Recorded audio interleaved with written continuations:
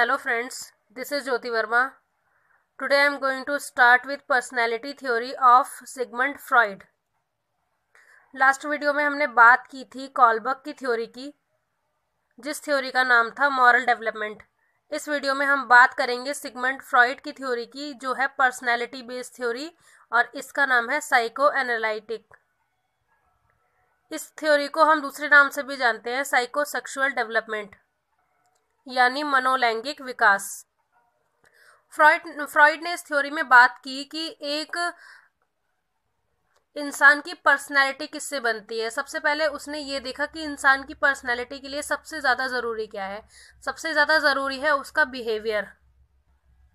अच्छे कपड़े पहनने से, अच्छे तरीके से रहने से, हर चीज़ मेंटेन करके रखने से हमारी पर्सनैलिटी नहीं बनती। सबसे ज़्यादा इम्पॉर्टेंट होता है हमारा बिहेवियर कैसा है। हाँ, वो अलग चीज़ है कि अपने हिसाब से सब अलग अलग परिभाषाएं देते हैं कि पर्सनैलिटी क्या होती है, बट जो मेन फैक्टर है पर्सनैलिटी का कि हमारा बिहेवियर कैसा है, हमारा बिहेवियर कैसा होना चाहिए हमारी पर्सनैलिटी को दिखाने के लिए। तो आगे हम पढ़ेंगे कि सिगमंड फ्रॉइड को किसके फादर के नाम से जाना जाता है। फादर ऑफ साइको एनालिसिस, यानी साइको सेक्सुअल डेवलपमेंट। इस थ्योरी में सबसे पहले फ्रॉइड ने बात की कि हमारे जो पर्सनैलिटी होती है उसके अंदर मेन चीज़ें क्या हैं। सबसे मेन चीज़ें हैं मूल आधार इसका, यानी बेसिक प्रीमाइस। फर्स्ट है हमारा कॉन्शियस माइंड जो होता है, नेक्स्ट है हमारा सेमी कॉन्शियस माइंड होता है, और थर्ड है हमारा अनकॉन्शियस माइंड। तो इसके अंदर फर्स्ट हम पढ़ेंगे कॉन्शियस, मतलब होश में रहना। फ्रॉइड का मानना था कि हर वो वस्तु जिसके विषय में हम जागरूक हैं वो हमारा चेतन मन है, यानी हम उस समय कॉन्शियस माइंड में हैं। बिल्कुल हम उस चीज़ को जान रहे हैं, पहचान रहे हैं, हर चीज़ हम उसके बारे में जानते हैं, समझते हैं, बूझते हैं, तब उसके बाद हम कोई डिसीजन लेते हैं, तो वो हमारा कॉन्शियस माइंड होता है। कॉन्शियस माइंड में हम तार्किक रूप से सोचते हैं, लॉजिकली सोचते हैं। अगर हम किसी भी टॉपिक को लेते हैं या कोई भी हमारे साथ कोई प्रॉब्लम हो रही है, तो हम उसके अंदर उसके फैक्टर्स को देखेंगे पहले कि क्या हमारे लिए सही है, क्या गलत है। लॉजिकली सोचेंगे हर चीज़ को, उसका हर पर्सपेक्टिव देखेंगे, नेगेटिव भी देखेंगे, पॉजिटिव भी देखेंगे, देन हम कोई डिसीजन लेंगे। तो इसे कहते हैं हम चेतन मन, यानी कॉन्शियस माइंड। नेक्स्ट है हमारा अर्ध चेतन मन, यानी सेमी कॉन्शियसनेस। तो इसके अंदर हम पढ़ेंगे कि फ्रॉइड का क्या मानना था सेमी कॉन्शियसनेस के पीछे। फ्रॉइड ने इसको एक एग्जाम्पल से समझाया कि सेमी कॉन्शियसनेस कैसी होती है। हम देखते हैं कि कई कई चीज़ें होती हैं जो हम एक शॉर्ट टाइम के लिए करते हैं।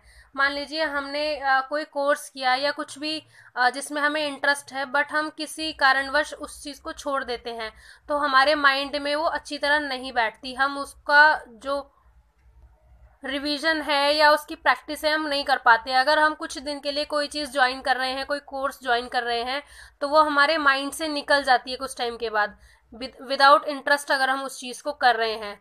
और एक एग्जांपल और हम ले सकते हैं कि एक व्यक्ति है जो अपने घर का पता भूल जाता है। अगर उसने घर कहीं से चेंज किया है, तो उसको वहाँ की कुछ चीज़ें याद नहीं रहेंगी। हो सकता है वो अपने घर का एड्रेस ही भूल जाए। अगर वो वहाँ पर कुछ दिन के बाद किसी कारणवश वहाँ से कहीं और शिफ्ट कर लेता है, तो वो उसके दिमाग से कुछ बातें वहाँ की निकल जाएंगी। ज़रूरी नहीं है कि उसको सारी बातें ही याद रहें। और कुछ टाइम के बाद अगर हम उसी चीज़ को रिमेंबर कर रहे हैं, तो उस इंसान को हो सकता है वो चीज़ें याद आ जाएं। तो ये होता है हमारा सेमी कॉन्शियस माइंड। नेक्स्ट हम बात करेंगे अनकॉन्शियस माइंड की, मतलब अचेतन मन। तो फ्रॉइड ने अचेतन मन के बारे में ये कहा है कि अचेतन मन में हमारी कुछ ऐसी बातें दबी रहती हैं हमारे दिमाग में, जिनको हम कभी माइंड ही नहीं करते, वो अनकॉन्शियस माइंड में चली जाती हैं। नेक्स्ट हम बात करेंगे कि जो हमारी पर्सनैलिटी है, यानी स्ट्रक्चर ऑफ पर्सनैलिटी क्या है, व्यक्तित्व की संरचना क्या है। तो फ्रॉइड ने इस बारे में कहा कि मानव जो होता है वो अपनी लाइफ में बहुत सारे एक्सपीरियंसेस लेता है। हर चीज़ में जैसे जैसे वो उसकी एज बढ़ती रहती है, उसको बहुत सारे एक्सपीरियंसेस होते रहते हैं। कभी कभी ऐसी सिचुएशन आ जाती है कि उसको बहुत से समझौते भी करने पड़ते हैं, तो उनसे उनको काफ़ी एक्सपीरियंस मिलता है। तो स्ट्रक्चर ऑफ पर्सनैलिटी में सबसे पहले तो हम इड की बात करेंगे, नेक्स्ट हम ईगो की बात करेंगे, उसके बाद हम सुपर ईगो की बात करेंगे। ये 3 चीज़ें स्ट्रक्चर ऑफ पर्सनैलिटी का बेस है। सबसे पहले हम बात करेंगे इड की, यानी इदम। ये होता है कि ये हमारे अंदर एक जिद होती है। हम जब छोटी एज में होते हैं, हमें किसी चीज़ का ज्ञान नहीं होता, अच्छे बुरे का। सोसाइटी में हम रहते हैं, जो चीज़ हमें एनवायरनमेंट के द्वारा हम गेन करते हैं, उन्हीं चीज़ों के अराउंड हम सोचते हैं। अगर किसी सिचुएशन का या किसी भी चीज़ का हमारे ऊपर कोई नेगेटिव असर पड़ रहा है या कुछ भी है, तो बहुत से बच्चे होते हैं जो ज़िद्दी हो जाते हैं, उनके अंदर इड आ जाती है बहुत ज़्यादा कि उन्हें वो काम करना है तो करना है। वो ये नहीं जानते कि उसके लिए किसी चीज़ को किसी को नुकसान पहुंच सकता है या कुछ भी प्रॉब्लम क्रिएट हो सकती है। उनको जो चाहिए वो चाहिए ही बिल्कुल। जैसा कि मैंने नोट्स में लिखा हुआ है, फर्स्ट पॉइंट, डिज़ायर्स को सेटिस्फाई करना। उन्हें कोई मतलब नहीं है, कोई चिंता नहीं है कि उनके कुछ करने से किसी का नुकसान हो रहा है, किसी का लॉस हो रहा है। उन्हें सिर्फ अपनी डिज़ायर्स को कंप्लीट करना है, सेटिस्फाई करना है अपने डिज़ायर को।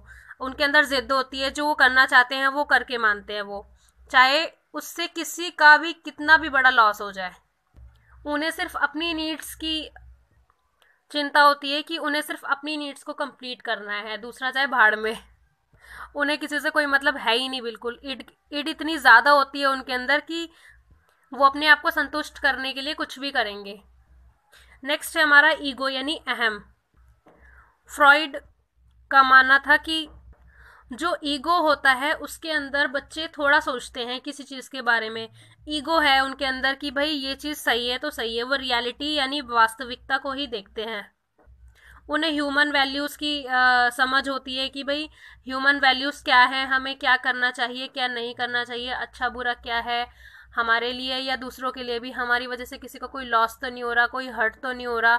तो उन्हें उनके ईगो में ये चीज़ रहता है। हमने ईगो का मतलब हमेशा गलत लिया है कि कोई एटीट्यूड दिखा रहा है तो वो ईगो है, बट ईगो का जो रियल मीनिंग होता है सिगमंड फ्रॉइड के अनुसार, वो ये होता है कि उनके अंदर एक ईगो है कि हाँ ये चीज़ सही है या ये चीज़ गलत है, वो नेगेटिव है या पॉजिटिव है, वो एक अपने दिमाग में धारणा बना लेते हैं। वो चीज़ उनकी ईगो होती है। ज़रूरी नहीं है कि ईगो सिर्फ उनका एटीट्यूड ही है। वो ह्यूमन वैल्यूज़ को मानते हैं। अगर कोई सिचुएशन उनके सामने आ जाती है जो कोई प्रॉब्लम क्रिएट कर रही है, तो वो उस चीज़ को बैलेंस कर लेते हैं। तो जो मान लो किसी बच्चे को या कोई पर्सन है, वो उसके अंदर इड है किसी चीज़ को लेके, लेकिन अगर वो मॉरल वैल्यूज़ को देख रहा है तो उसकी जो ईगो है वो कहेगी कि ये इड जो है मेरी वो गलत है, वो ईगो को ऊपर रखेगा। तो ईगो जो होता है वो कभी कभी इड को बैलेंस कर लेता है। नेक्स्ट हम बात करेंगे सुपर ईगो की, यानी परा अहम। सुपर ईगो जिसके अंदर होता है, सिगमंड फ्रॉइड ये कहना चाहते हैं कि सुपर ईगो जिसके अंदर होता है वो मॉरल वैल्यूज़ को बहुत ही ज़्यादा मतलब अपर लेवल पे मानता है। उनके लिए सोसाइटी के अंदर जो सोसाइटी की वैल्यूज़ हैं, किसी भी सिचुएशन में अगर उनको कोई डिसीजन लेना है तो वो कभी भी नहीं कतराते उस चीज़ से। वो इस चीज़ को हमेशा फॉलो करते हैं। किसी को उनकी वजह से कोई हानि हो, कोई लॉस हो, ऐसा वो नहीं चाहते कि उनकी वजह से किसी को भी कोई लॉस हो।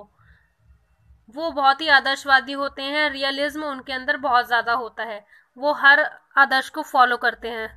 जैसा कि एग्जाम्पल में हम संत को ले सकते हैं, किसी भी, उनके अंदर जो मॉरल वैल्यूज़ हैं, जो जिन चीज़ों को वो फॉलो करते हैं, जिन चीज़ों को वो मानते हैं, वो उनकी सुपर ईगो होती है कि हमें सिर्फ यही चीज़ें फॉलो करनी है, यही सोसाइटी के लिए बेटर है, बेस्ट रहेगा, इससे किसी का कोई लॉस नहीं होगा, कोई किसी को हानि नहीं होगी, और वो हर सिचुएशन को अंडर कंट्रोल कर सकते हैं।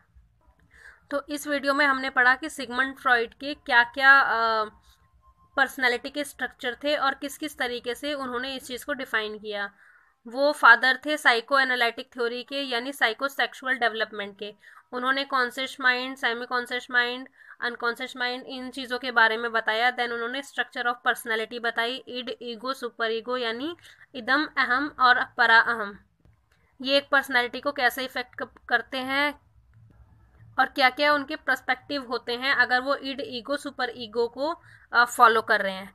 नेक्स्ट वीडियो में हम पढ़ेंगे ईगो के अंदर यानी अहम के अंदर डिफेंस मैकेनिज्म क्या क्या होते हैं। आई होप आपको मेरा ये वीडियो पसंद आया होगा। मिलते हैं नेक्स्ट वीडियो में सिगमंड फ्रॉइड की थ्योरी के अगले चरण के साथ। तब तक के लिए thank you so much for watching this video. मेरे वीडियो को लाइक करें, सब्सक्राइब करें, कमेंट करें एंड शेयर करें।